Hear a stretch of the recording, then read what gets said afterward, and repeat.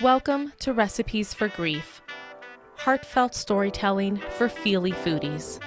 I'm your host, Andrea Sexton Dumas.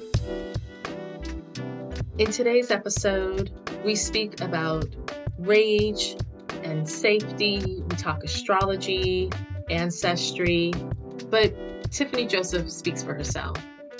Tiffany Joseph is Saltwater Salish of Saanich, Squamish, and Cowichan ancestry.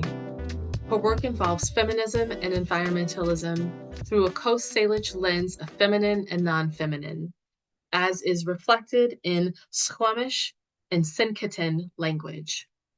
Tiffany, thank you so much for being here. Can you please introduce yourself? Siam, ait squeachel, Sďwx yn y snap. Che SENÇOÞEN na chi tinachin class Squamish ochumil. Tanitsin Cowichan, Tanitsin Samanat. Istuchuat tight iet Nikalos iet Iasnatat, the Nangantnina. Calcothamat the Natain, Kiam to the main. Squeachalatapla iet Diwanamatla iet Sխananocht iet Squatsimotucht Tanasalsilala. My name's Tiffany Joseph. I'm Saanich Squamish and Cowichan. My SENÇOԹEN name is Sďwx. It's a Nainat main, and a Nainat main means a nickname or a baby name. And I introduced my children and I introduced them with their Nainat main as well. So my Nainat main means comes from the word Sďwx, and Sďwx means camera. So there's a feminizing suffix added to the name as well. So it literally translates to like camera lady. I attended the Indigenous Independent Digital Filmmaking program back in 2006, 2007, and I was pregnant the whole time. So even though I did go to film school, I didn't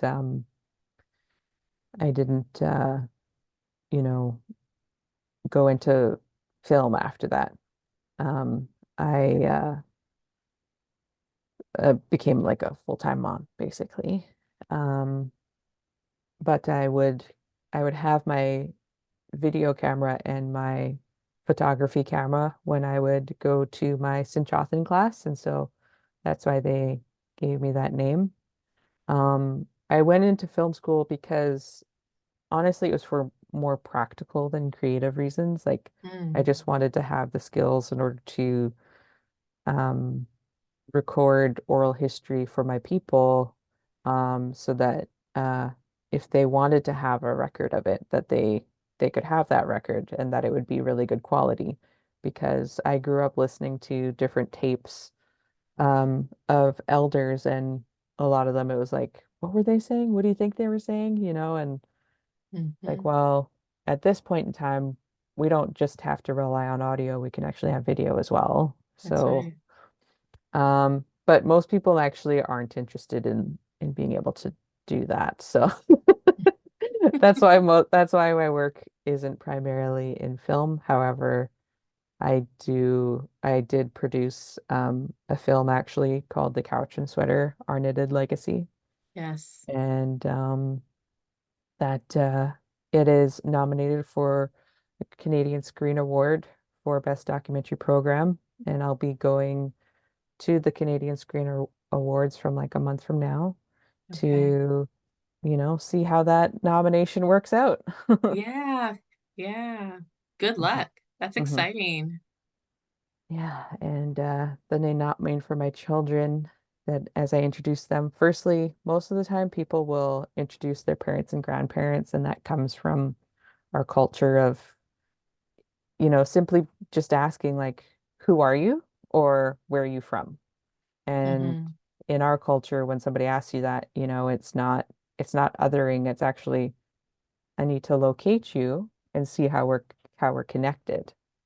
And I've been thinking a lot the past few days where that those terms being considered microaggressions is like actually very detrimental to Indigenous people and Indigenous culture, um, for a plethora of reasons, which we might talk about later. But um, you know, it actually creates belonging. It Mm, because I can name my parents and grandparents and even great grandparents, it connects me to several nations, you know. My grandma's alone connect me to so many different nations of mostly Coast Salish people, but even beyond Coast Salish people. But my children, I'll share why I introduced them first is because um, when I was growing up, um, we were taught like when we'd have community gatherings, and when I say community gatherings, they were actually like mostly funerals, but um, something that people might call like ceremonies. We don't really use that word in my culture. Whenever we talk about what others might call a ceremony, we call it work, you know. mm, Um, so different works that take place in our community. Um, when it'd be time to eat, um, they tell all the children like serve your elders, you know. So all of us kids would line up because usually they'd serve us buffet style, and we'd line up with plates to and ready to just make a plate for an elder, you know. mhm, And I think that that is an important part of my upbringing, but also like my one of my teachers would say, well, you know, they it wasn't always just serve the elders first, like it was serve the children too. mm, Um, and I was just listening to an audiobook, and in that book, an elder said, like, I remember when it was serve the children first because they're our future. mm, And so, you know, I think there's benefit to all of that, right? I think there's benefit to knowing how to serve your elders and care for your elders and respect your elders. And what is more lost in society is actually like serving children, honoring mm, children, respecting children. So mm, that's why I introduced my children first. They're also why I'm here, mm. you know? Like my son's name is my oldest son. He just had his birthday 3 days ago. So Oh, his birthday's my birthday too, of that's right. me becoming a mother. He's 17 now. Mm, Um, I gave him the Nenopmane Sķwx, but you know, it wasn't just me. I went to my basically like the my favorite teacher, you know, growing mm, up. Her name is we just call her Vanessa Sata, Auntie Vanessa. Um, and I was like, well, I want like I knew my son would be like this tall, dark, and handsome boy when he grew up. mhm, And he definitely is. He's about 6'1", and he's darker than me, and he's a very handsome boy. But I knew because he would be tall and dark, especially, that he would face a lot of um, stigma, you mm, know. So, and whether or not, even if he wasn't going to end up as tall, dark, and handsome as I expected, and he became, I knew he'd have stigma anyway because he's a native boy, just like mhm, I faced stigma as a native girl. That he wasn't going to, the first assumption about him wouldn't be that he's smart. mm, So I wanted to be able to give him like, you are smart. Sķwx type. That's his name. It means smart boy. mm, And my son, who's here with me today, my younger son, his name's Nikelos, and that also means smart with the added quality of sensible. mm, Um, and that's an innatmane is like something you see in your children, whether, when I say see in your children, obviously they're not born yet. So it's like, you're like, I know this is going to be a part of who they are when they manifest into the world. But like, or it could be like something you wish for them. And when I was thinking about Nikelos for my son's name, I didn't know about that sensible part. But like, I am a certified astrologer, and he's got 5 planets in Aries. Oh. So you want your child with 5 planets in Aries to have some sort of grounding and being sensible.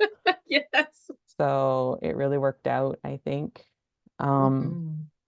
in SENÇOÞEN, so when I introduced myself, I actually introduced myself in 3 languages, predominantly SENÇOԹEN.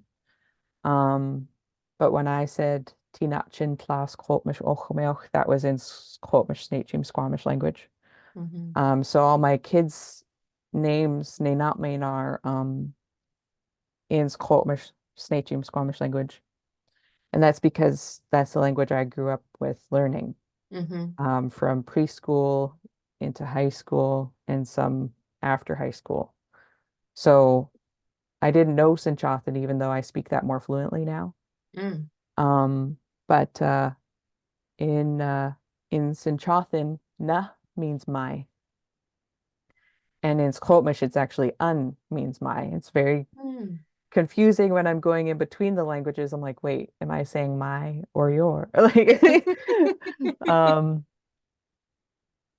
but if you put na of SENÇOԹEN in my son Nikalos's name, Kalos in Squamish means beautiful sight. Mm. So I tell him when he's feeling down, I'm like, you're my beautiful sight. So don't forget Mm. that. Mm. And yeah, so I chose Nikalos originally feeling like, oh, it means smart as well, because I didn't want these 2 boys of mine being like, well, why is he smart? I'm smarter than him. It's like, well, you're both smart. Just don't even try to say I'm picking any favorites over That's here right. because you're both smart. Um, and then my daughter's name is Ayasnetat, and Ayas means peace. Nate means to like make peaceful, and Mm. Ayasnetat means makes us peaceful. And, you know, she's also an Aries. She doesn't have 5 planets, but she does have 4 planets in Aries. Wow. So she is like energetically a little warrior. Um, and so, you know, the reason I gave her that name is because I wanted her to remember who she is and where she comes from. And like, I want that for my sons too. That's why all my children have Nenatmain. Um, but uh, I can teach and impart that even more to my daughter than to my sons, simply for the fact that I know what it's like to move through the world in a girl's body. Mhm.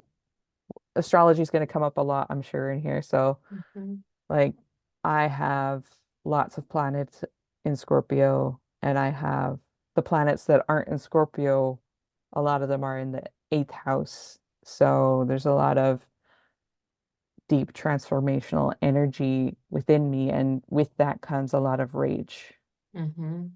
because it's a lot about the power, abuses of power on me personally as an individual, but also collect like me as an Indigenous person, Mhm. but also just in this society of what is done to women and girls and even, queer people, because that's part of my, I guess you can say, lineage as well as somebody who identifies as indigiqueer. Mhm. But you know, Aries also has a lot of rage in it as well. And for me, growing up, I felt an immense amount of ability to create peace and harmony and like bring in love. But I also had like so much rage for what happened to Indigenous women and girls before I came into the world. And so makes us peaceful is just as much for my daughter as it is for me to Mm. remember who I am and where I come from. Mhm. Because like my grandma, my father's mother, was the most loving person I have ever known in my entire life. And like that's a legacy that I need to that I need to inherit Mm, and also like continue forward. Like that is how and why a big, huge reason of how and why my people, the Squamish people, survived. mm, Because so many people looked to my grandmother for strength. mm, And, I never imagined myself being that for my people.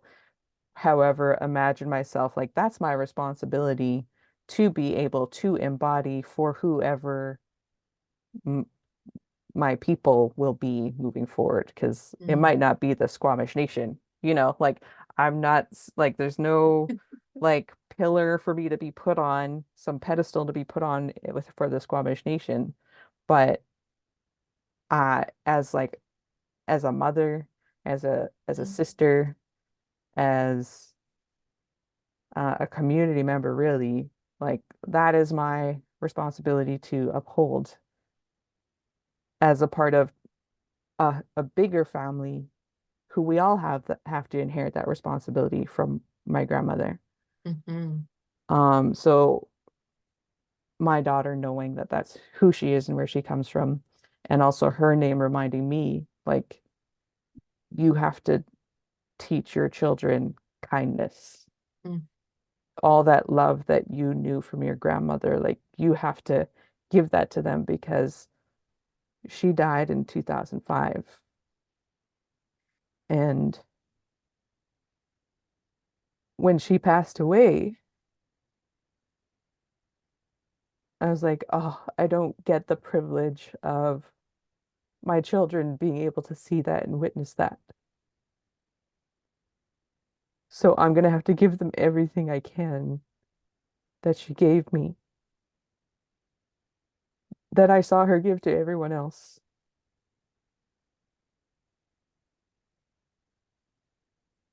So that's my introduction, mm, um, and why names are important.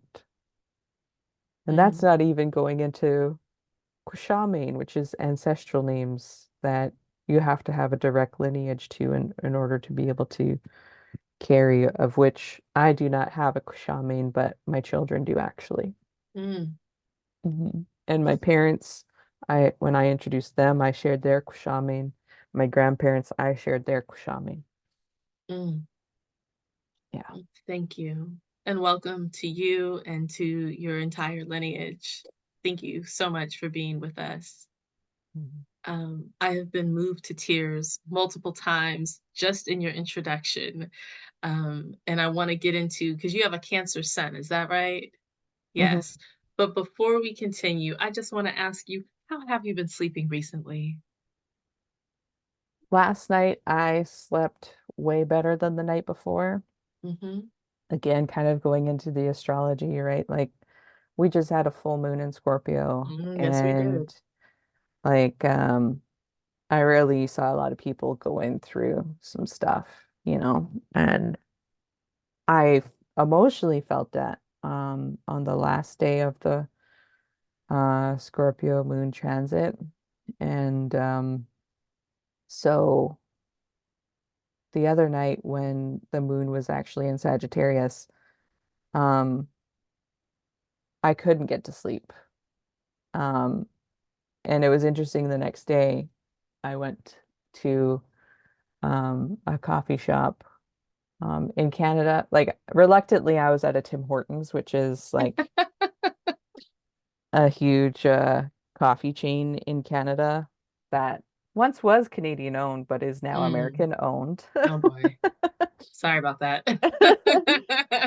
I'm not sure that it was much better when it was Canadian owned, but regardless, there was a woman in there, a mother, and sh I know she was a mother because her child was there and was like, "Mom," but she was like, somebody asked her like, "How did you sleep?" And she's like, You know what? I couldn't sleep. I made the mistake of like opening up my email and seeing something from work, and I was just like, oh, there's so much to do." And like I pretty much felt the same. Like I'm like, there's so much I need to do right now. That was what was running through my mind. And I was like, that's not, I kept telling myself, I'm like, that's not actually true.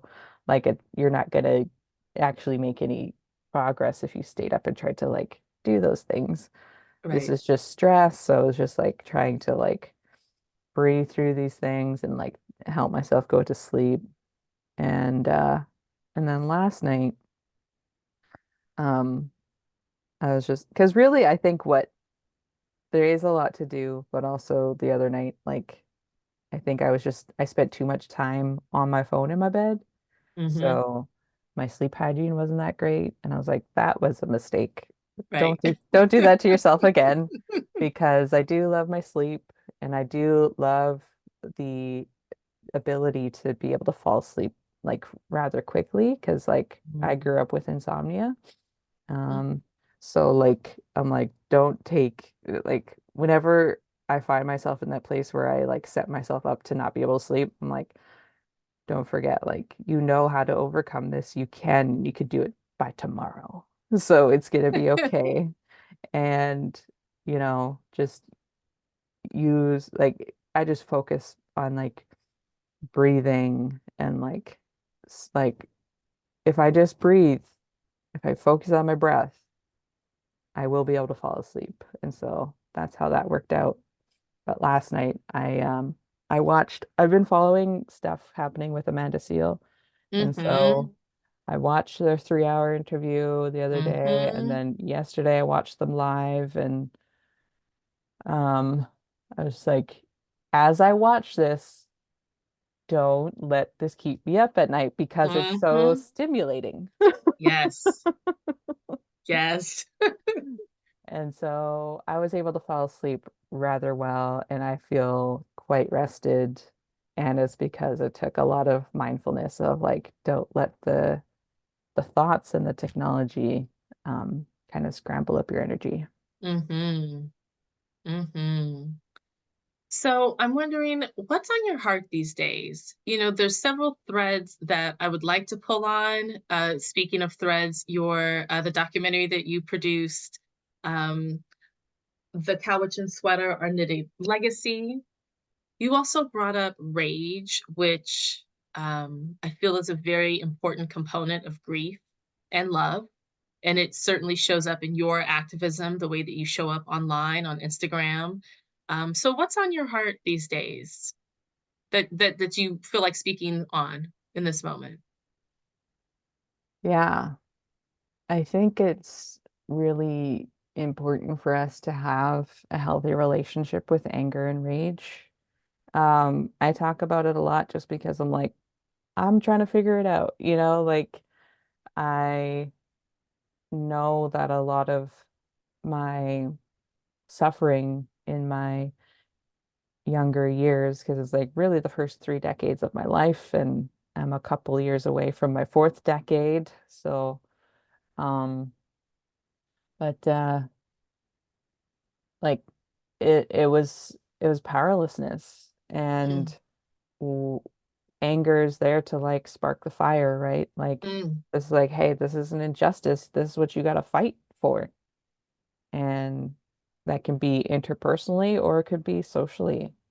Um, so um growing up, I kind of had a choice, like, are you gonna watch white media or black media?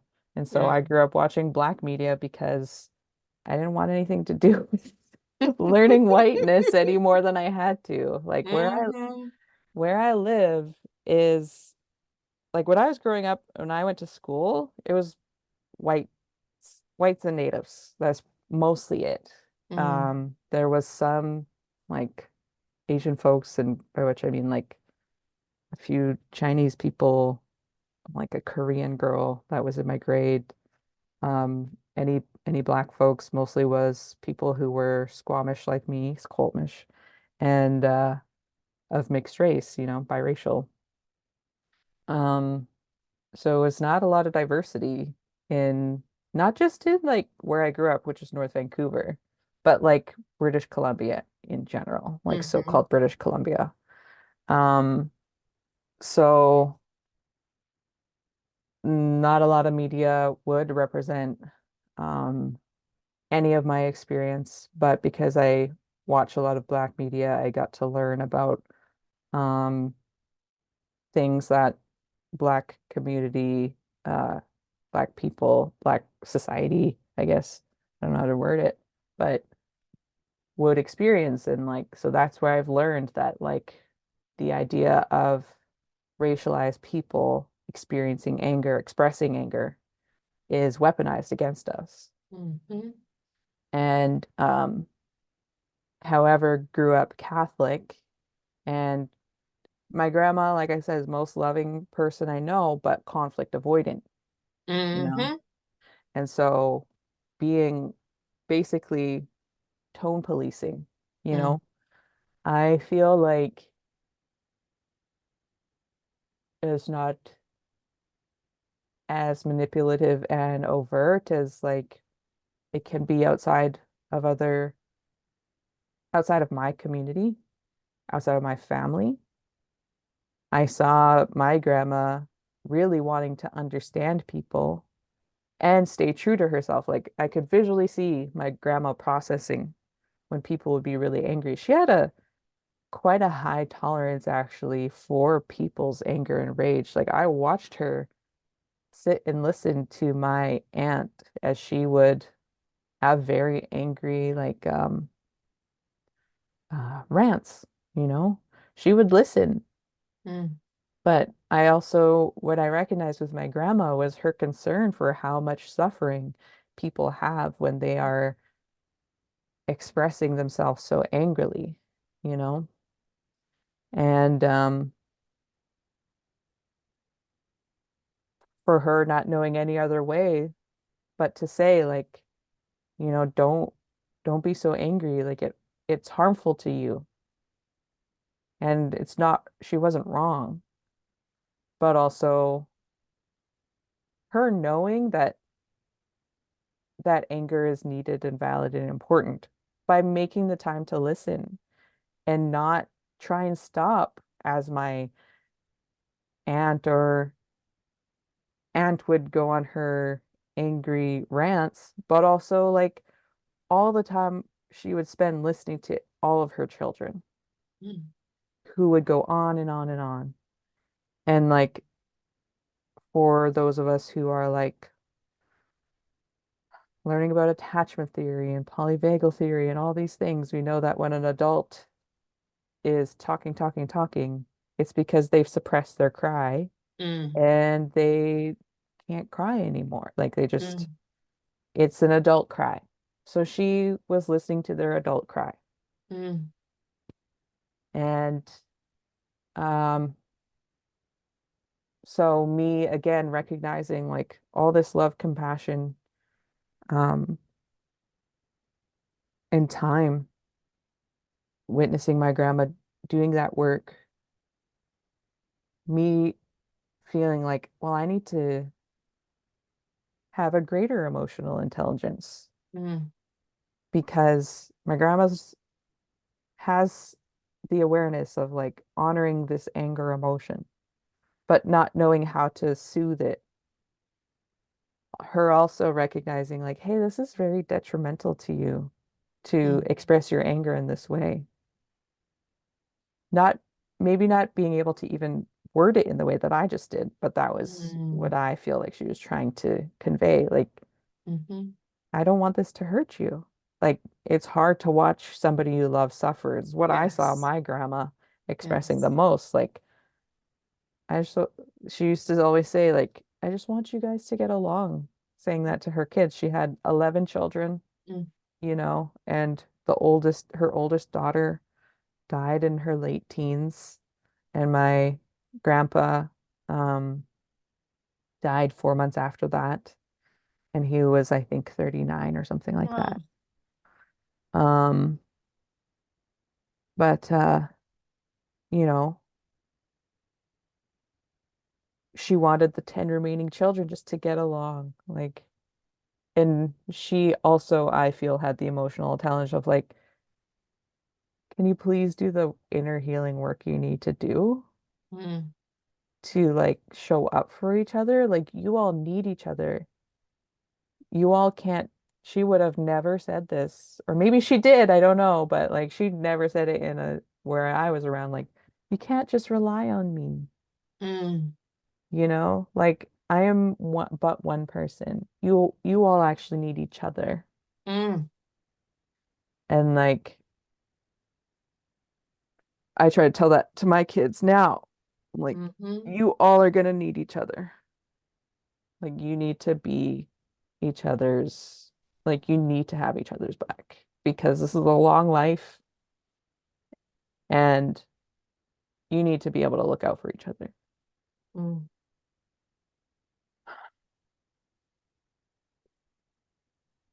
I had to write that down. I am but one person. You all are going to need each other.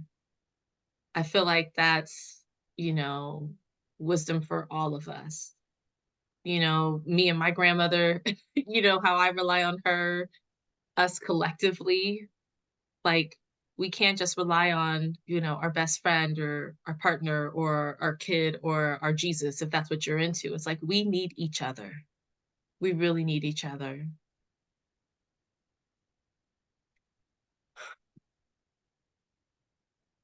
What was your grandmother's name? Yvonne, Yvonne. it's also my mom's middle name. Mm, mm. When you speak about her, it's very poignant. I can feel the love like through the screen. I could feel it. So as a water sign, as a heavy water sign, how how does that metabolize with the rage? And because you bring the fire, like some of our Instagram interactions have been like, like when the water comes, it's like a flood, honey. It's you know, but it's like what you do. You also carry a lot of fire. So how do and I think I'm speaking like emotionally, spiritually, astrologically, griefully, like how are you holding both elements together like that? Because Hmm. they in some ways cancel each other out, but for some reason there's a metabolism here that's working for what you're doing in the world. Actually, it's interesting because, okay, I have uh, the only planet that I have in fire would be Uranus and Sag. Mm, And that, like, I do astrologically, um, I do tropical astrology and I also use the Placidus house system, which a okay. lot of younger people these days, the younger millennials and probably the um, Gen Zs perhaps use, like, I think whole house.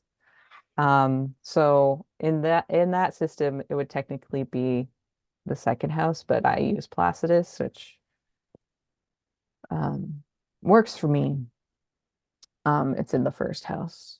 Mm-hmm. So um, I don't usually feel like what I am using is fire. I feel like I am using water even when it seems fiery. Mm-hmm. Um, I have Neptune and Capricorn, which is a generational placement, of course, and that's in the third house, and that's opposing all my Cancer placements, but Mm-hmm. most strongly my Mars in Cancer. And I also have Venus and Taurus, so I have Jupiter in Aquarius in the third house. Mm. So I'm like, I don't know how much fire I have. And do I have technically more air just for the fact that like Jupiter is like the biggest planet, right? Right. In the third house, so which is an airy house. Um, but basically, if it is fire, it's like I am creating that within my heart, I guess, and channeling it Mm. through my throat chakra, I guess. Mm-hmm. But it's a motion, it's waves, like it might just come through like a tidal wave, you know. Mm-hmm. Um, and it's honoring my femininity, like I do look at like I don't to be honest, I don't even believe in masculinity. Mm, I don't think it benefits anyone mm, to believe in it because um I the only thing I recognize about masculinity is like a provider. You know, mm, that's the only positive thing we made with um with masculinity, but it really just seems to cause divide because like how do men identify themselves and who they are? Like everything, almost everything about masculinity is like toxic, you know, and it really is not genuinely about like self-worth, really. mm, It the concept of masculinity is just like who are you in relationship to women? And it's like either in patriarchy and colonialism, it's like it's all about dominating women, enslaving women essentially, mhm, which is not a it's not a construct. Like that's a it's manufactured. mhm, At the best, there's nothing sacred in colonialism. That's why nothing's gonna work. But like in in small blips of time when the masculine was like perhaps healthy, the best that came out of it was provider and right. protector.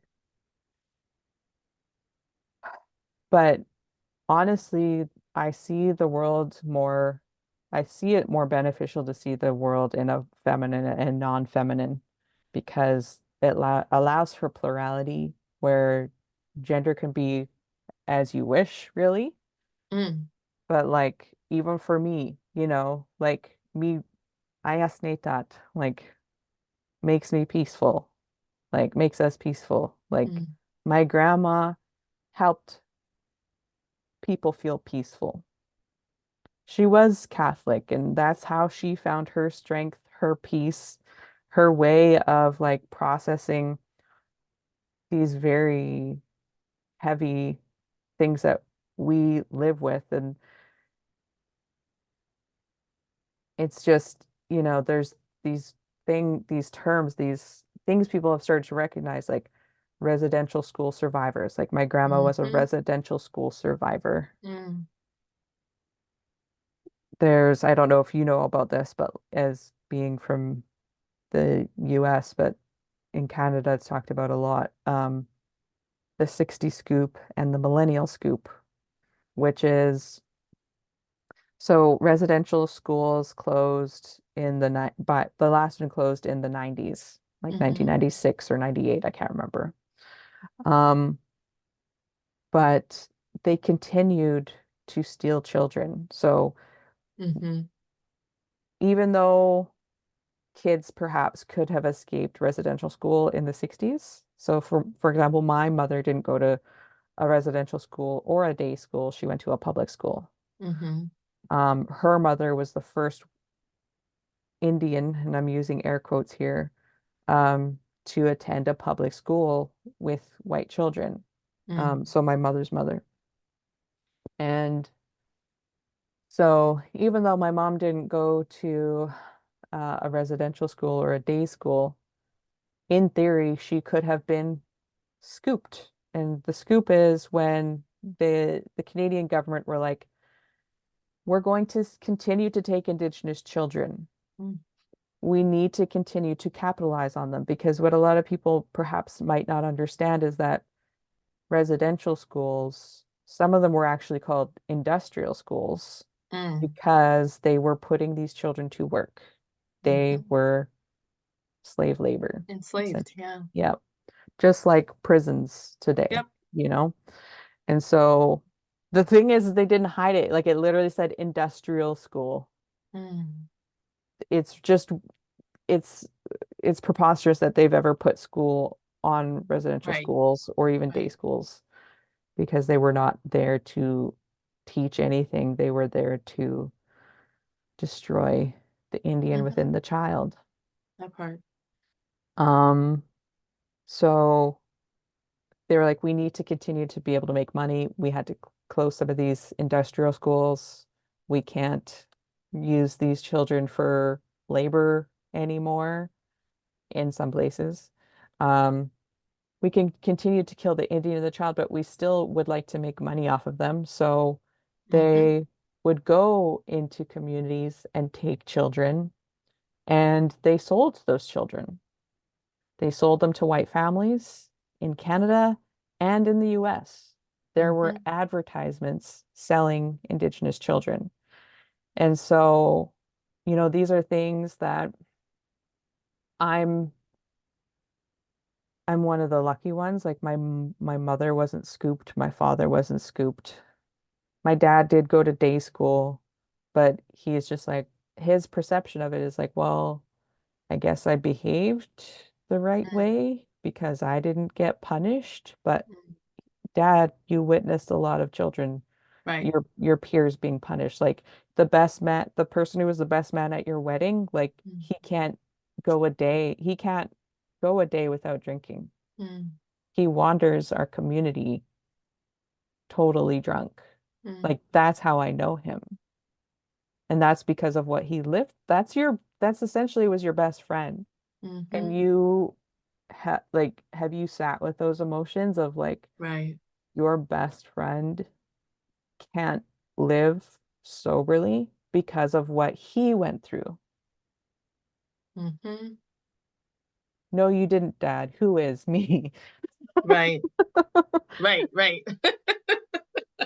So that's all to say, like these big things that have like these labels on them, like I got, I lived with what that is like in my family, in my community. And what did my grandma do? She would pray for those children to be able to come back home. That's right. She prayed for those children to come back home. She would hear about these families having their children taken away. Her and her cousins would get together and they'd pray for those children and pray for those families. Like that's work. Yeah. That's a responsibility. And she didn't just do that like by being like, that's the part is that like my grandma wasn't avoiding anything. She was facing Mm. those deeply painful things, those deeply traumatic things. She wasn't trying, she did, in no way did she try to be like, what do we call it these days?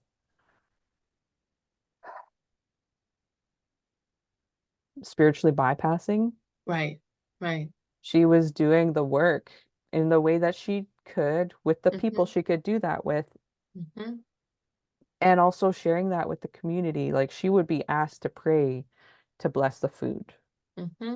And when we pray, we don't just say like those three words of like blessing food, like Right.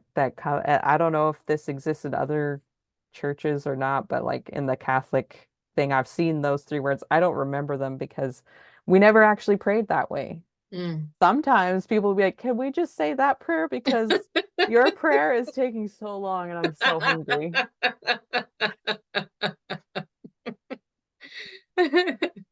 We would say some long prayers before we'd eat, and she would allow those emotions to come up. Mm. And I feel inclined to share. She was also in Aries, like my daughter's in Aries. Mm. She's a Mars in Cancer and Scorpio moon, like me. Mm. Both my grandmas, Mars in Cancer, Scorpio moon. Wow.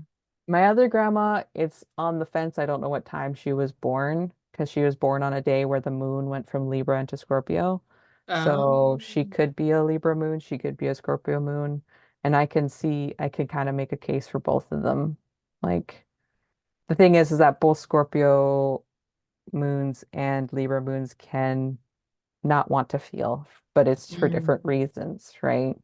Like for the Scorpio moon, it's like it hurts too much if I feel. Libra moon, it's like that's very uncomfortable. Could we just not go there? And I don't really see that in my grandma, but at the same time, it's like it could just manifested differently in her because she was a Sag sun. This is my grandma Geraldine. She was a social worker. Mm, She had to get shit done. She had to she was a part of the Saanich Homemaker Society. So in Canada, there was these things called Indian Brotherhoods. And my great grandpa, so Yvonne, late Grandma Yvonne's father was Andy Paul with two L's, and mhm. he helped form these Indian Brotherhoods. And in his time, it was illegal for two Indians, and I'm going to use the word Indian a lot because in Canada, it's called the Indian Act. Like I'm a registered Indian under the Mm, Indian Act in Canada. Um, but in when I'm not talking about how like these systems of oppression, you know, I normally will describe myself or my people as Indigenous mhm, or Native because that's what mhm. we called ourselves when I was growing up. But um, yeah, it was illegal for two Indians to meet and talk. You could put people in jail just for meeting. Mm, Because they didn't want us to have power. It was mhm. illegal for us to have lawyers, even to fight for our land. Oh, God. So our elders knew that. And when he was born, they recognized, again, talking about how I chose the name for my children, elders could see a baby's gifts Mm, and potentials and abilities, even from when they were born or even when they were being carried inside the womb. And so before he was even old enough to go to kindergarten, his elders were like, we want you to go to the residential school to learn the white man's tools to be able to protect our people, to help our people. wow. And so he became a lawyer. Hold on a second. Mhm. Hey, hey, no screaming, please.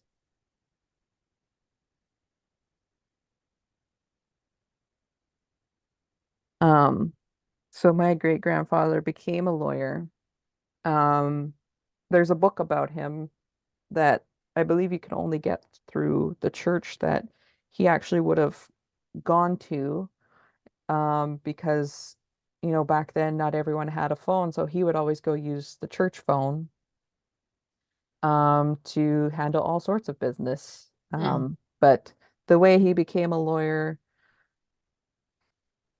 they called him a lawyer without a ticket. mm. Because to become a lawyer, you can either article or take the bar exam.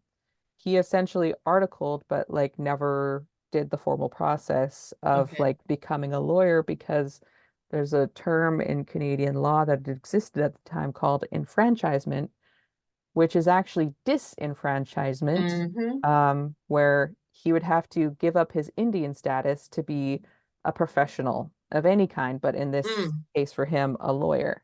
So if somebody wanted to be a doctor, a lawyer, something like that, a professional of any kind, they had to give up their Indian status. My grandpa, my mom's dad, my late grandpa George, he actually had to give up his Indian status to fight in World War II, and he wasn't the only one. Most mhm, Indigenous men would have done that at the time. And he actually lied about his age to get into the army. mhm, Um, but anyway, um, he was the lawyer without a ticket. Um, he helped form Indian brotherhoods. He was said to have memorized every single court case pertaining to an Indian, from petty crimes to larger land and rights related issues, court cases. Um, and so that was a lot of what the men were doing, but the women, like my grandma Geraldine, sorry, I know this is like so many different threads, but it just happens to be that um, these these groups, organizations, methods, strategies, it's on both sides of the family. Mm-hmm. Um, and because like my grandma Yvonne, she wasn't involved in homemaker societies, I don't think, although it could be a legacy that nobody told me about yet, but it was my grandma Geraldine on this side. So when I say this side, I mean here on the island.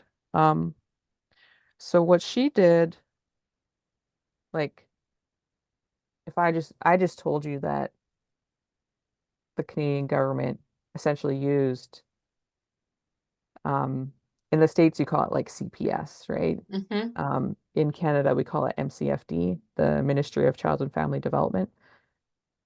They used, I'll just call it CPS for now. Like they Mm-hmm. use CPS to steal children. So why would your grandma be a social worker? Mm. Like, well, she didn't go through some formal process of going to school, you know. Pretty much what our community had to do was like build different structures as we were moving along through colonialism, trying Mm-hmm. to protect our children and protect our language and our culture. So she was a part of the Homemaker Society, which sounds like, oh, homemakers, like they just took care of houses. Yeah, they did. And they were hearing what the people were experiencing. They Right. were literally in people's homes. Mm-hmm. And like my children's other great grandmother, Audrey, she continued on that legacy Mm. into her professional career because she helped form like the First Nations Adult Care Society, still going into homes, helping people with who need nurses and things like that. Mm-hmm. Because the hospitals are very abusive towards our people. So Mm-hmm.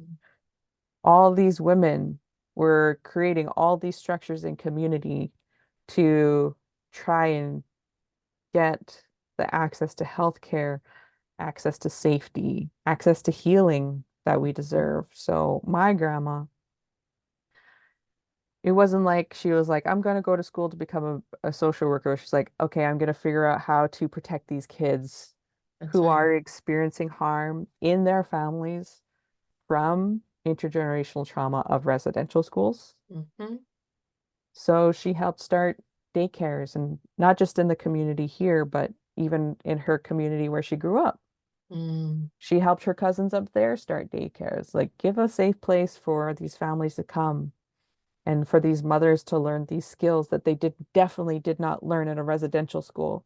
That's the important part. People like to say so many things about like how my people don't know how to like raise children.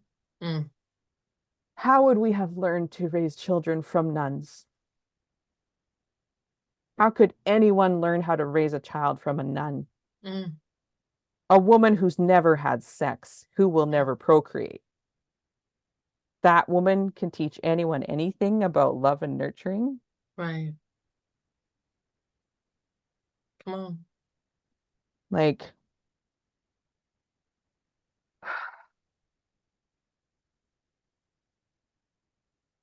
and what did they teach? They taught so much abuse. That's right.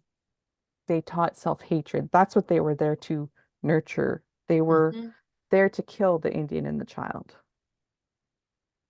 So, are we, quote unquote, unable to parent because it's not inherent in our culture and identity? No, that's not why. It's No. because it was a violent tool. They wanted to take away everything we knew about how to be good parents and infuse abuse into it, infuse neglect into parenting. Mm. So when Christians, and I'm sorry to say this, like to say this, but for Christians to ever imagine talking about like families, values being lost, you never Mm. knew. You never knew. Mm. You never found family in Christian values. Where does family values come from? The land. Mm. That's right. We take care of children because children shouldn't know trauma. That's right. If you can raise untraumatized children, Oh, you can create a healthy society. If you can raise untraumatized children, they can have conflict and disagreement and move through it harmoniously. mm, You can even have that fiery blow up, and that doesn't land personally. You don't get defensive. Why? Because you have no reason to defend yourself from somebody you love. mm. Wow. Yeah, this is something that I think us as non-natives, because Indigenous history is not taught in schools, right? Like, you're so much of, I think, what has awakened us to Palestine is like, oh, that's right. That's exactly what happened here. Everything that we're seeing on our screens happened here on this land, Turtle Island, the so-called North America. And I think, Black folks have so much in common with Indigenous folks, being such, I don't want to use the word victims, but in this context, just victims of colonialism, theft, land theft, body theft, culture theft. And my grandmother was very similar to Miss Yvonne with the praying, the Catholic praying. It's all she knew how to do. That was her answer to everything, just pray about it, pray about it, pray about it. Especially when you don't have power. I can understand why you're like, well, I'm going to turn to my creator because that's the only power I really have. Um, in the community that I was raised in, and now there's books about it, post-traumatic slave disorder, these things, but I don't think we realized the addiction, the mental health issues, like all of that is direct response to the conditions that you have been in for hundreds of years. And of course, in a police state in the US, I'm sure Canada's, not too far behind. You only think of punitive responses. You only think of, oh, they're just da da da. You write people off. And that's something that indigeneity has been teaching me over the recent years. Like, you don't ever write people off. You lead with love always. And if your relationship, like it's exemplified in your relationship to the land, it's like how it, like, when you see someone throw a piece of trash out of their car, it's like, oh, just imagine how they treat their children. Like, it's a direct correlation. And what you said on that same tip, what you said about not really believing in masculinity, but it's either feminine or non-feminine. It's like, because we're coming from a place of love, nurturance, care, warmth. Responsibility, intergenerational responsibility. Mm, Like, I guess my point to to wrap that up, like for me, even though, yeah, I'm I was born what society would consider a girl, I also identify as like female. Like I feel that within me. It's interesting and actually funny almost that I actually get perceived more masculine. Like mm, I, if I wear a hoodie for some reason, usually men of color will be like, call me sir. mm, If I have if I have a short haircut and a hat on, men think I'm a sir. mm, And um even, usually white women will think I'm a male. And I'm like, that's so funny. Like all it takes is for my hair to not be visible. And also the mm-hmm. fact of like wearing a hoodie. Like it's a hoodie. This is not a gendered garment at all. Hoodies are for everyone. Yeah. It doesn't take, and even like my assertiveness, like that could probably be perceived as masculine, though most people don't tell me that. It's the only times I've been perceived masculine and it's actually blatant is like, yeah, those instances where I have like short hair and a hoodie, or perhaps long hair, but my hair is covered and it's just my Mhm. face. Um, but like I grew up playing sports, but like I'm not even competitive, you know? Like, uh, did I enjoy my time playing sports? Yeah, it's fun being good at stuff, but like my cousins who are perhaps more and I'm air quotes again, more masculine than me, who like Mhm. are gonna play until they're 50, like, and who like really take their training seriously and are gonna continue to play competitive sports, like they're perceived outwardly more feminine, but I'm like, but actually you're kind of more masculine by these constructs and even more tomboyish, right? Like the fact that like I don't hate wearing dresses. I just didn't grow up wearing them, so I don't wear them often. But like my cousin who might be more masculine than me actually hates wearing a dress. I'm like, I think that's weird. I really love my femininity, and so for me, I had a choice, and I have a choice every day. Like, am I going to step into my feminine power? Mm, Am I going to step into my feminine responsibility, which is to make sure I am taking care of my children and like taking care of the land? Or am I going to put that in somebody else's hands? mm, How does that serve the 7 generations? mm, Like, if I'm going to help, if I'm going to take care of the land personally, am I doing enough? mm.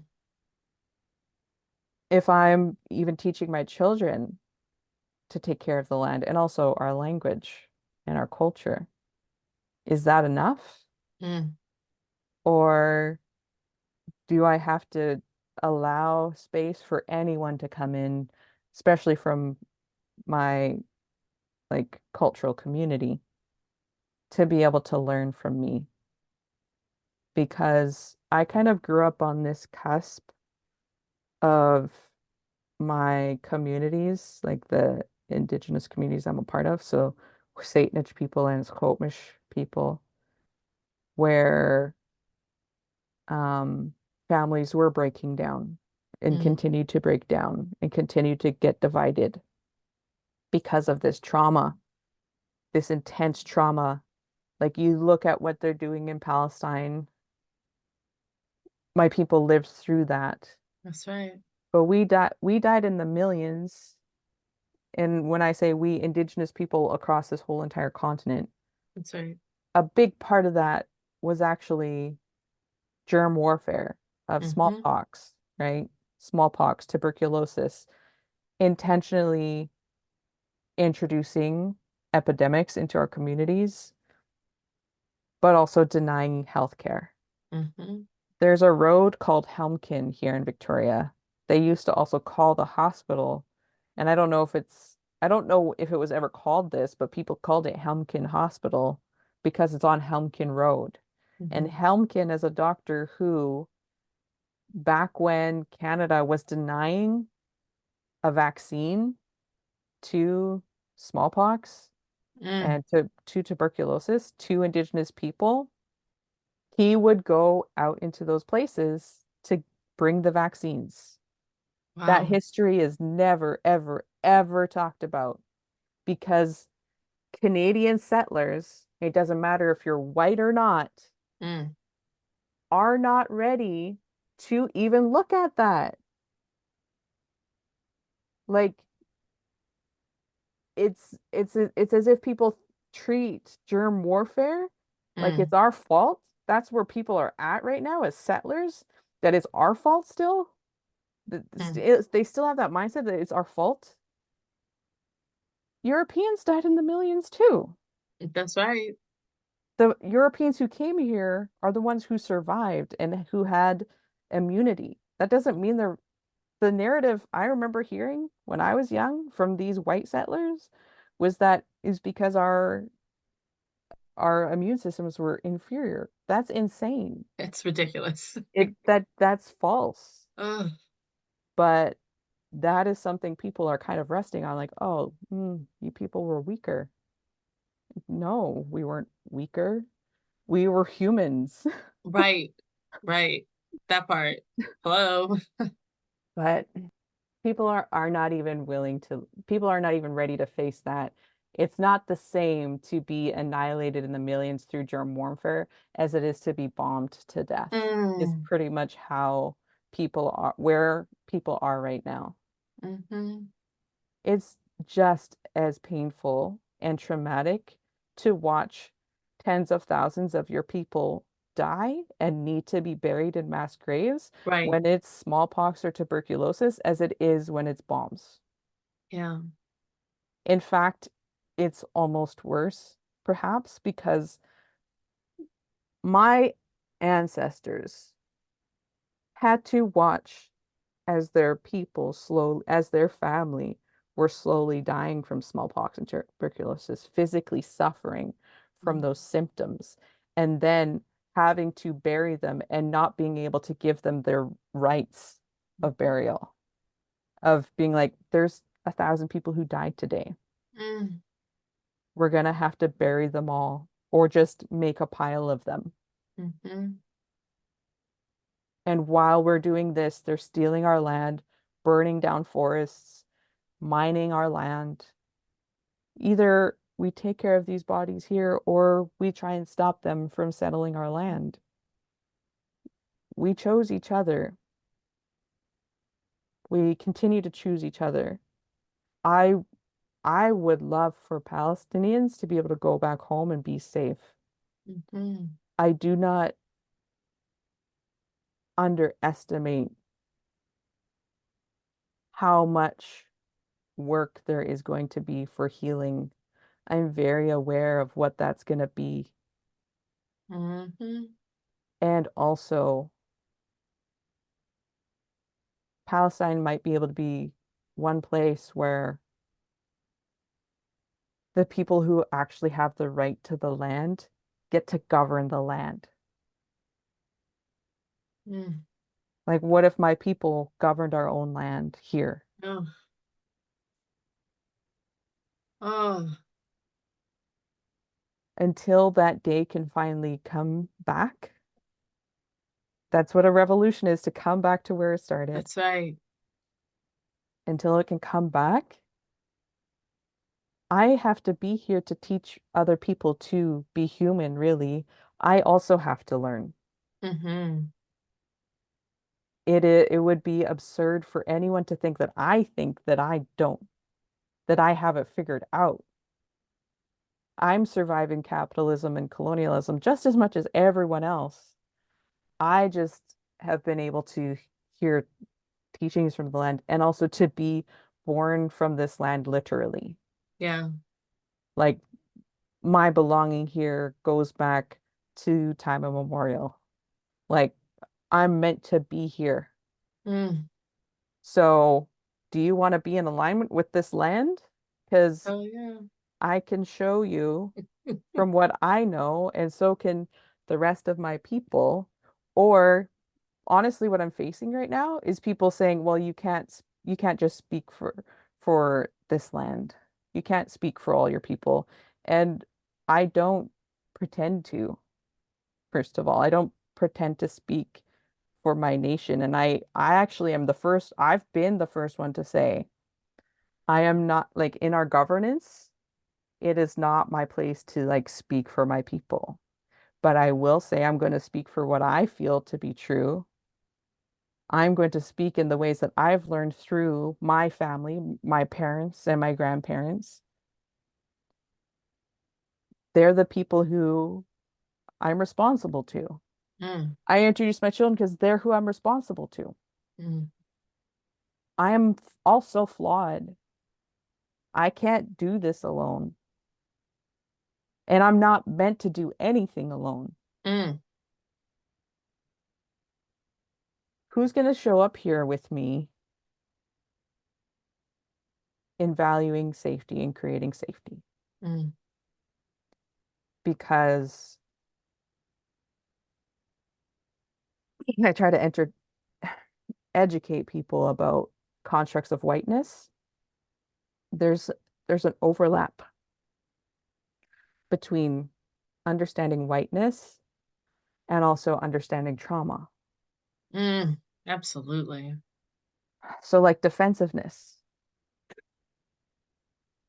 Defensiveness as a white construct, defensiveness when we have not done our unlearning of whiteness, of white culture, of white supremacy culture, our defensiveness is there to keep somebody in line, maintain the status quo, ensure they know their place in the hierarchy. Defensiveness from trauma is about survival. There's some actual overlap in there. But what I'm kind of facing right now is people wanting to undermine me, invalidate me. And I'm like, hey, I'm willing to show up if you're here, first of all, for safety. If you don't value safety, you're actually all of this whiteness. I'm sorry. Doesn't matter if you're white, black, or brown. If you're not centering safety, you are on the wrong side of history. It doesn't matter if you're saying free Palestine. It doesn't matter if you're saying Black Lives Matter. It doesn't matter if you're saying every child matters. It doesn't matter if you're saying you're a fucking feminist. It doesn't matter if you're queer. That doesn't make you marginalized. Are you here for the safety of others? If you're not, you're on the wrong side of history. So if you're here for safety, I'm here with you. And if you're here for safety and you need some education, are you unlearning whiteness or are you recognizing all of your trauma? Both of those things are huge threats to our egos. And if somebody is like, I just told you what I witnessed in my grandma. Yeah. I didn't just witness my grandma holding space for people in their highly triggered states. I also witnessed the person in the highly triggered state. I was having compassion for my grandma and compassion for the person in their highly triggered state. Because I got to see that person away from grandma too. Because family. So I have a great amount of compassion and understanding. And I guess I have a great amount of passion as well. But if we don't have that shared goal of safety, that'll never matter. I can put in a lot of time with people, but if the safety is not the goal, nobody's worth my time. You can say the most fucked up shit about me to my face. I can let that land that that's your trauma and not take any of that personally. You have told me you're committed to safety. You are struggling right now. And acting out, but also perhaps as a part of that shit releasing from you. And you needing to act out in this way and not be judged for that. I don't judge you if you're here for the safety. Everything that you do in this moment in our interaction, that is not, I don't need to put a judgment on you. I need to recognize that that's your trauma, it's just coming out. And okay, I hear you. I validate that experience. You feel threatened right now. You feel under threat right now. I'm not here to attack you at all. I'm not even here to say you're a bad person because I'm not one to make that judgment. And those are things you learn from Catholicism. They can be spiritually bypassing. And so that's honestly, I've been wanting to say this for a little bit. Like, the reason I'm not Christian is because Jesus wouldn't have wanted a religion. Right. right? Like I'm like, I really am picking up what you're saying Jesus is putting down, Yeah, and he would not want a church. right, He would not want hundreds of churches in his name. right, right. With gold and, the Pope with ruby shoes and all of this. He wouldn't be a part of it at all. Mm-mm. But I also was like, there's millions, potentially billions of Christians. There's only 4,000 Squamish people. Mm, So everyone else can believe in Jesus and use him to help them find a good path to being a good human being. If it works, it works. But I have other ways to go. You all can invest in Jesus if that's what works for you. You can invest in whatever your religious people, prophets, whatever they are. You can invest in those. If it's helping you be a good person, I'm not one to stop you. mm, However, I've got something else that there's only 4,000 of us to do this. mm.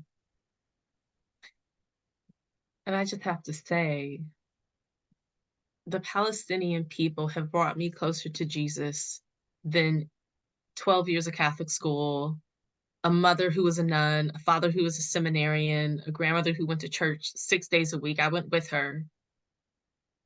Gaza has brought me to Jesus. Like the way that they care for each other,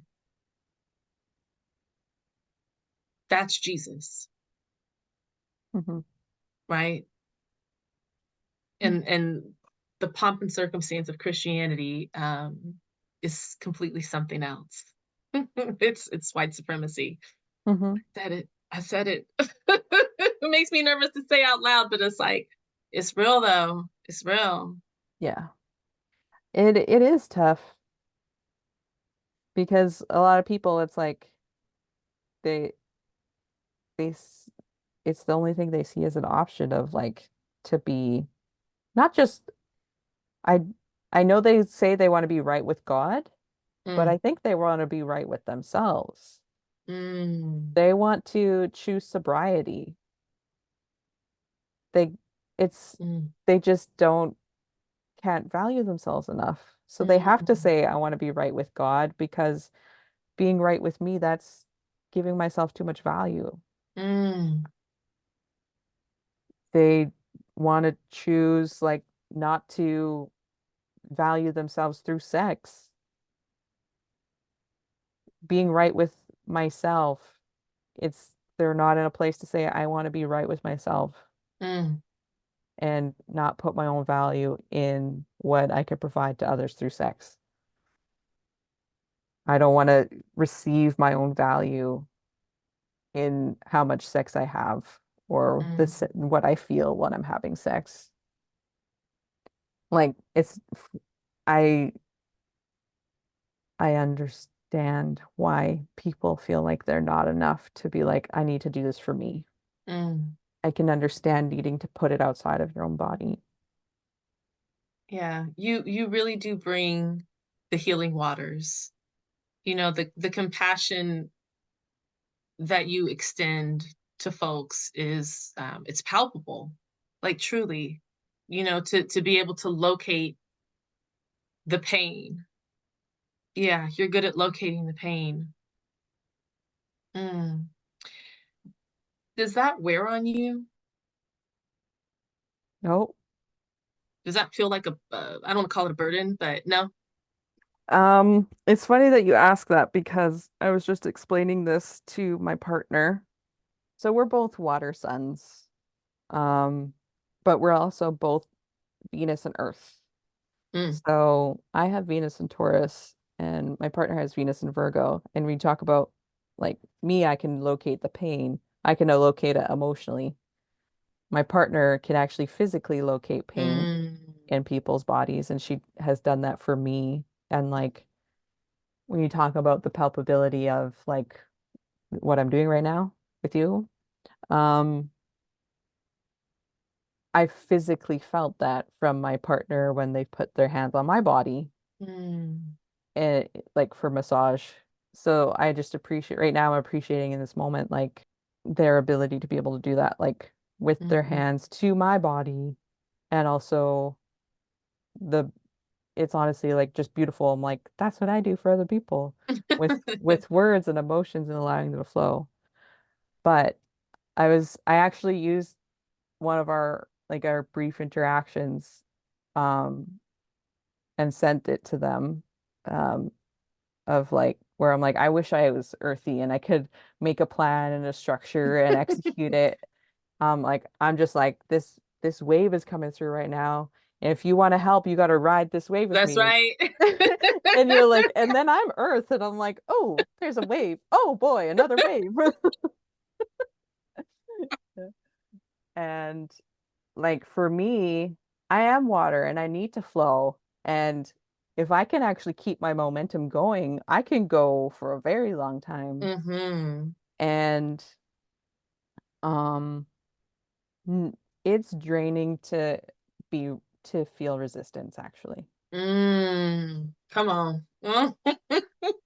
It's draining to not be trusted Mm, because you're riding this wave with me right now. I don't necessarily cognitively, I'm going to say in theory, I don't know how healing this is for you, mm-hmm. but when I am flowing like this, I'm like, I always tell people I can talk for 4 days straight at least. Like that's our culture, Yeah. they would even say like, this ceremony would be 4 days long because fours are significant things. Cycles are Mm, for like the 4 seasons. mm, And you think about that globally, right? Like Turtle Island, right? Like mm. we would have had 4 seasons. Perhaps not Right. in like some parts of California, Yeah, right. but or some of the desert places, but like we definitely had like 4 seasons of the spring, the summer, the fall, and the winter. And so four is significant to many Indigenous people of Turtle Island because we observe that in nature. And yeah, so like if anything, I'm like, why don't we keep going? Mm, Because do you understand if we keep going, if you continue to ride this wave and if you surrender actually to like go through this entire process to the length it needs to go through, like you're going to be transformed. that's right.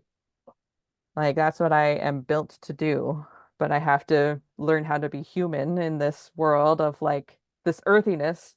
Mm-hmm. When I talk about learning to be human, it's because my North Node is in Taurus in the sixth house. Like, Mm, oh, Tiffany, you want to do all this like the stuff you did in your past life of like being able to have ceremony for 10 days. Well, that's not the reality you live in now. You right. live in the reality of colonialism and capitalism. You do have to be a part of like creating a routine and harmony Mm, in this current reality you're in. mm, Going back and forth between Scorpio and Taurus, basically, because it's like the Scorpio means like, I need to destroy some of these fucked up structures right that's now. right. And then it's like, okay, and you have to create the harmony and balance so that people can be sustained, you know? Mm, So, um, is it draining to be able to do things like this? No, it actually gives me energy. mm, And um, I also value being able to like have people practically to just be like, Tiffany, you haven't eaten yet. mm-hmm. Let me feed you. And Mm. I'm like, please, I'd actually really need that because one, I don't cook.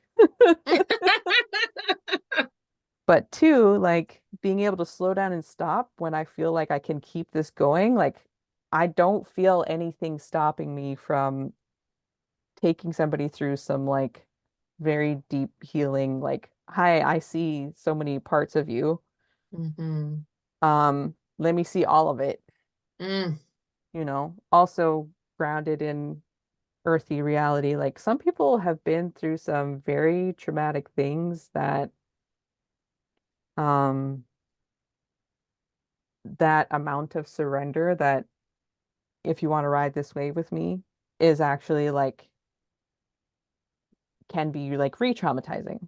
So Mm, yes, I can be basically like this whole storm, if you will, um, that that can go from these storms to calm waters to tidal waves to a pond.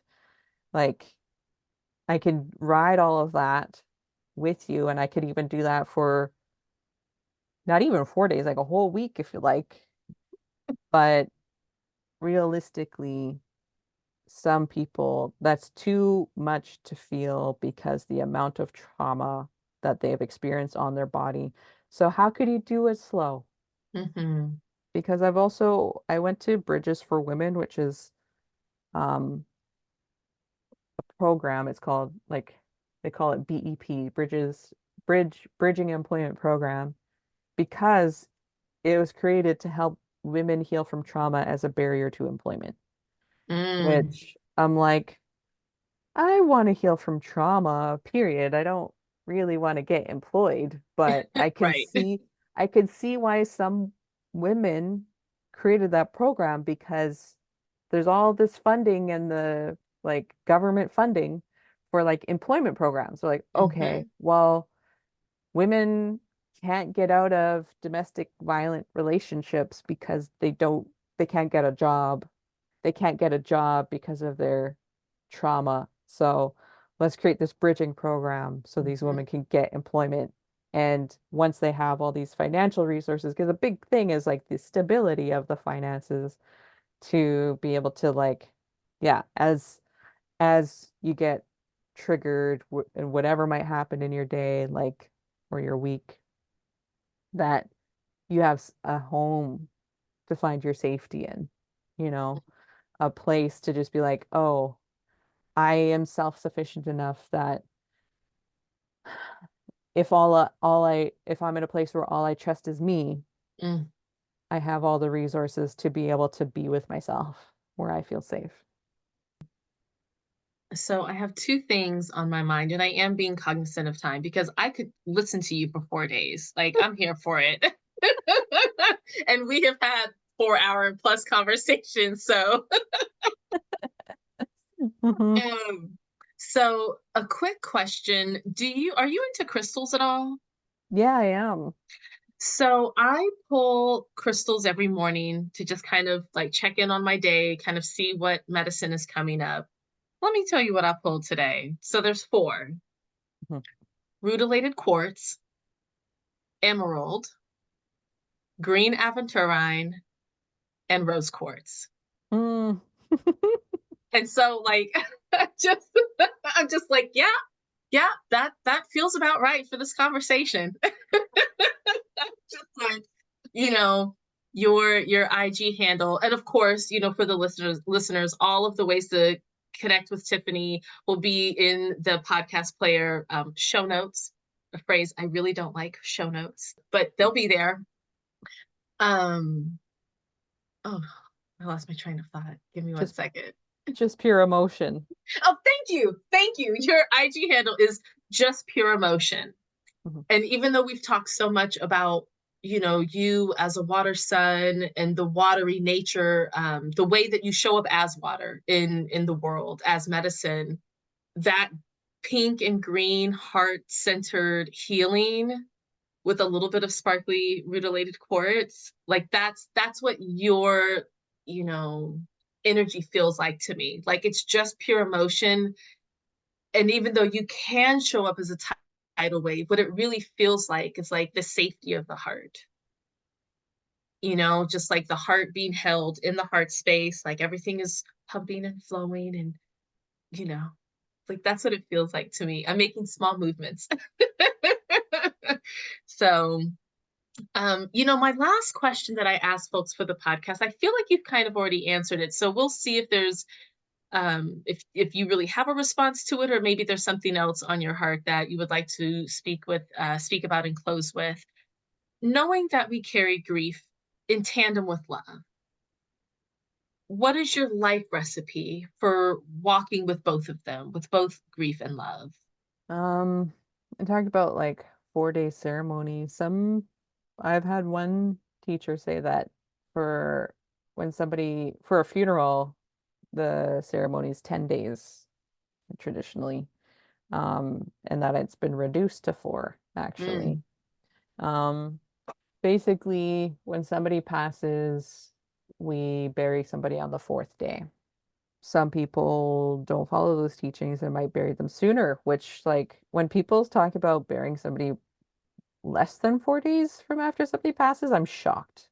Like, I mm, can't even imagine that short of a time after, like, with our loved one's body, you know what I mean? But like, sometimes it's longer, and sometimes that longer process can be very hard on people's hearts and bodies and minds and spirits because they want to be able to put their loved one away and bury them properly. Usually that's the case when, like, the circumstances of which they passed requires, some further investigation by the medical examiners, I guess. Um, and so, everything has kind of their due process, I guess, but part of that is like you use that time to really be present with like how much you're gonna miss that person. Like when my grandma died, like I was sitting with like I have to let my grandma go. I have to feel every single emotion I have about my grandmother right now because like we believe, if you're gonna like cry for them, you're keeping them here. mm, You're not letting them do their own journey in the spirit world. And so I'm like, I don't want to do that to my grandma. I watched her take care of people in her lifetime, and all she really wanted, because like she wanted her husband, mm, she lived, let's see, almost 40 years without him. mm, And like she didn't complain, you know. Every Thanksgiving, she would shed her tears about him, being like, this was his birthday this time of the year. And um, that's when she would take the time to honor him. That's why she was so happy when we'd come together for Thanksgiving, because she's like, this is the family we made, mm, And I wish he was here to be a part of this, but this is our way of like honoring him. This is my way of honoring him. This is my way of feeling closer to him because you're our children and our grandchildren. But like my grandma gave so much and did so much. And she meant so much to me, but she meant so much to everyone that I was like, I need to feel all of these emotions. I need to feel my powerlessness, that I need to know a world mm, without her guidance. Um, mm, and I have to know that she gave me everything I needed to live without her. Like, I owe that to my grandma because she gave so much in her lifetime. So for me, I I did that as much as I could in 4 days. I also was like, Tiffany, like you also don't believe in like these like punitive ways. So that like if you think about your grandma, then you're really doing something bad to her. right, However, like it's a balance, right? Of like, well, I do believe that if she's going to spend time with me, she's not doing her own journey, but I also feel like she'd want to be here with me if I need her. right. And and also like I have millions of other ancestors that I That's can right. also rely on. Like, what are they going to be doing That's if they're right. not like out here helping us? So I'm not gonna like punish myself, but at the same time, my grandma just wanted her husband. So I Mm. want her to have that. I believe those teachings are there to be able to like, hey, don't like have your grief. It is needed, but also put it away Mm. because you could spend all your time with grief if you wanted, Mm. you know, and people would even praise you for that. Like, oh, she loved them so much and whatever. And like, we all do, but like, we're here to live, you know. And I'm saying that as somebody who really had a hard time living Mhm. for my first 30 years. Like when I was in high school, I barely went to school. I would have several dozen missed days of school. Part of Mm. it being health related, like in terms of like I have asthma, but like, and I that would cause me to miss a lot of school, but most of it being mental health related, where this school Mm. system wasn't designed for me. So being able to recognize there's times where you need to feel that grief. There's also times where it needs to be put away. Mm. And like recognizing that the grief process is for you to be able to let go so that you can have your power. Mm. Because if I didn't do the grief process I needed for my grandma, and I'm telling you, like if she was here, there would be so much peace and solace where I could be like, Grandma has the answer. Mhm. All I have to do is go to her. All any of us have to do is go to her. And it's like, well, Tiffany, you have the answer. Mm. You have the work to do. Mm. That's stepping into the feminine. Mm. I could just be like, Grandma has the answer. We don't have any answers now because Grandma's gone. No, my feminine power is I have answers. Mm. I have work to do. I have responsibilities to uphold, and I'm going to do that. Mm. I never finished that thought until this point, I think, you I know? love it. Like I could have chose to just remain in my non-feminine, even Mm. though being assigned female at birth.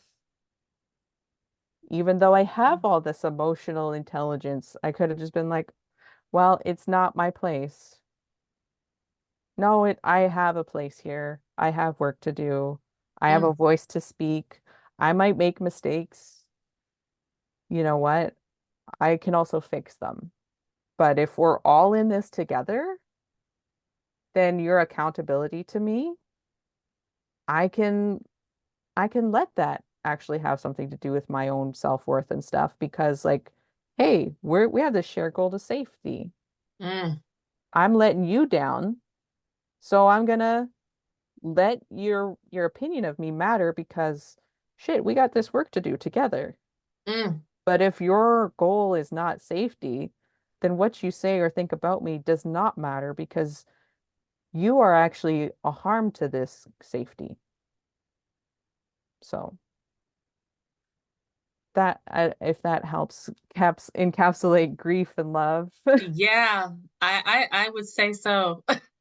I would say so. Tiffany, I just extend so much gratitude to you. I thank you. I thank your children. I thank your ancestors. I thank Grandma Yvonne.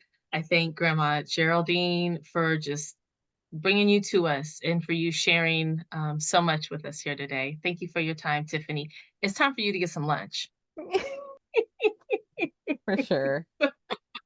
And I've started taking up a practice of just like saying this out loud more, of just like, I just want to take a moment to do what you said. Thank my children, my parents and my grandparents, and any ancestors that joined me here today for helping me with these words that I shared,